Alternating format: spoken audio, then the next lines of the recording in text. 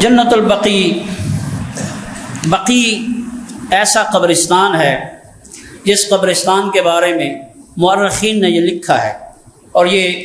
ہر قسم کے مورخ نے لکھا ہے، چاہے اس مورخ کا تعلق مکتب اہل بیت سے ہے یا مکتب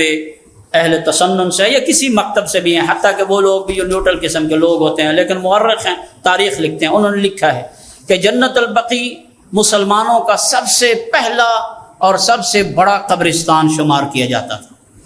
اور یہ وہ قبرستان ہے کہ جس کے بارے میں ملتا ہے کہ کب سے اس میں مسلمانوں کو دفن کرنا شروع ہوا ہے۔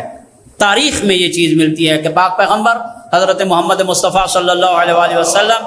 ایک دفعہ مدینہ سے باہر نکلے اور وہ تلاش کر رہے تھے جگہ جہاں پہ اپنے اصحاب کرام کو دفن کریں۔ ابھی اہل بیت کے دفن کی باری نہیں آئی، یہ صحابہ کرنے والوں کے لیے یہ میں عرض کر رہا ہوں، صحابہ کرام کو دفن کرنے کے لیے جگہ تلاش کر رہے تھے۔ کہتے ہیں کہ مدینہ سے جب باہر نکلے تو وہاں ایک جگہ پہ پہنچے، جس جگہ کا نام بقیع تھا۔ بقیع اس جگہ کو کہتے ہیں جہاں پہ جھاڑیوں کا جھنڈ ہوا کرتا تھا، اور اس لیے بقیع کہتے ہیں، زیادہ تر جھاڑیاں وہاں ہوتی تھیں۔ اس جگہ پہ جب پہنچے تو آقا نے فرمایا، پاک پیغمبر نے ارشاد فرمایا، امرت بہذا الموضع، مجھے اللہ نے اسی جگہ کے بارے میں حکم دے رکھا ہے۔ ایک تو پاک پیغمبر کی منتخب شدہ جگہ ہے بقیع، دوسرا اللہ نے پاک پیغمبر کو حکم دیا تھا کہ اس جگہ پہ کیا ہے، آپ نے اپنے صحابہ کو دفن کرنا ہے۔ تو اتنی جگہ عظیم ہو، اتنی جگہ جو ہے وہ اس قدر جو ہے وہ الہی حکم کے ساتھ اس کو منتخب کیا گیا ہو، پھر سب سے پہلے اس جگہ میں جس کو دفن کیا ہے پاک پیغمبر نے، وہ انصار میں سے ایک مسلمان تھے جو فوت ہوئے تھے، اسد ابن زرارہ الانصاری کو دفن کیا گیا۔ پھر اس کے بعد اسی جگہ پہ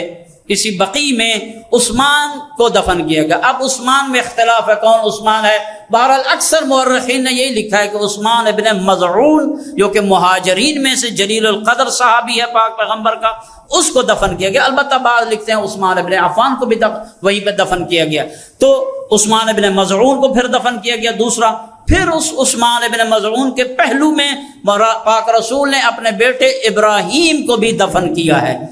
اب جب یہ دفن ہونے شروع ہو گئے، ایک قبرستان تشکیل پا گیا۔ جب قبرستان تشکیل پا گیا تو اس وقت جناب عائشہ سے یہ روایت ملتی ہے کہ پاک پیغمبر حضرت محمد مصطفیٰ صلی اللہ علیہ وآلہ وسلم،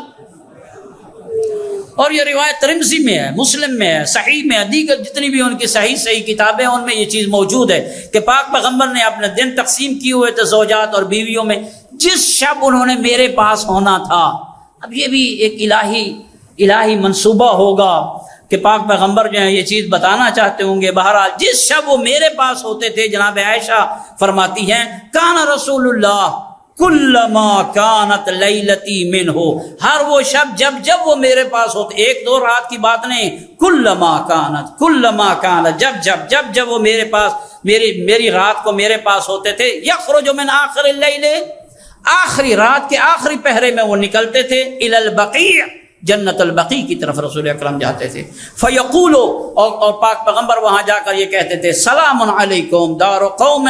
مؤمنین، اے مومنوں کا گھر، اے وہ جو یہاں پہ اپنا گھر بسا کے سوئے ہوئے اے مومنین کرام، میرا آپ پر سلام ہو۔